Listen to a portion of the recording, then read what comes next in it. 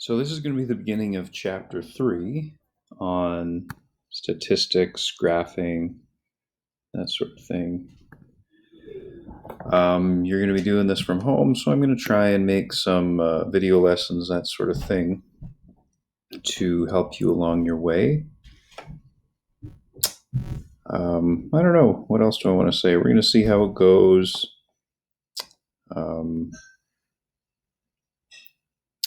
I'll try and help you out as best I can through email. I think I'm going to write in black. Let's see how that looks. That looks okay. This is section 3.1.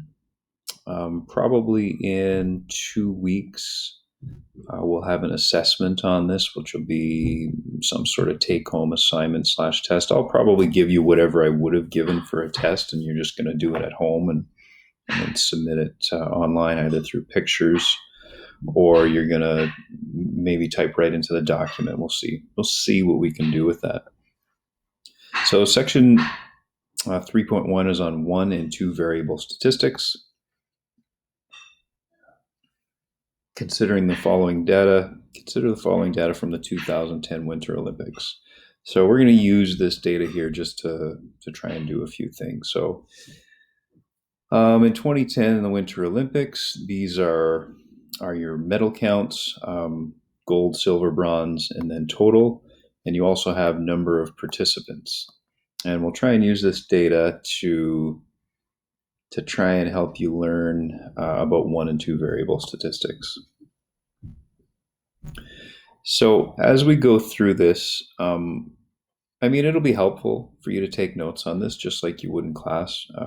Writing this stuff out does tend to make it stick in your brain a little bit better. So a variable is an attribute that can be measured. That's key. That's key right there. Like total medals, number of participants, those are things that can be counted, things that can be measured.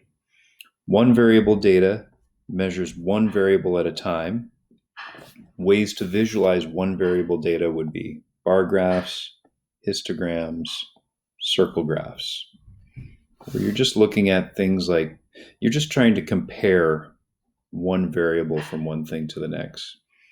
Whereas 2 variable data measures 2 attributes, 2 measurements at the same time, like scatter plots.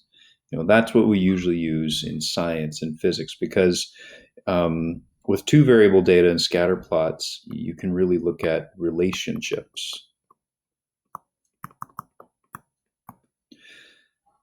You can look at how 1 variable affects another one, which is really the basis of all science. You're trying to figure out, if I change this, what will happen?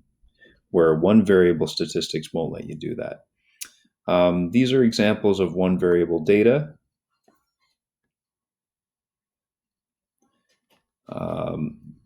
Number of gold medals won by country, right? There is no, the country itself is not a measurement, right? It's not an attribute. So you're just looking at number of medals won.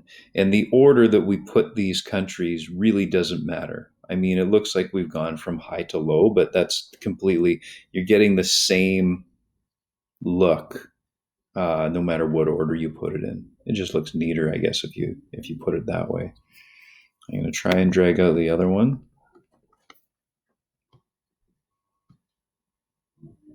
And maybe I can't. Nope. I can at least drag out the third one. The number of medals per participant. There's another graph, a bar graph again, that we can get off of that.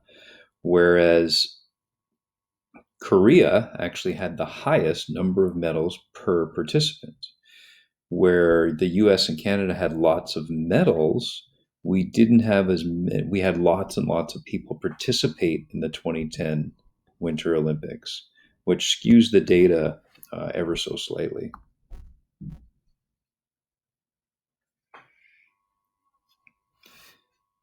Now, if we want to use a scatter plot, the only thing that makes sense, if we want to see how one thing affects another, would be to go number of participants and total number of metals. And we should see, well, either we get a positive correlation, a negative correlation, or no correlation, but we can see if and how one thing affects another.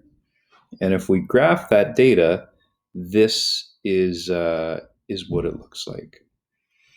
Number of metals, one on the y-axis, and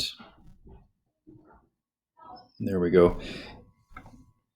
And number of participants on the x-axis. So this has nothing to do with country. It's just, is there a relationship between the number of people you had competing and the number of medals won?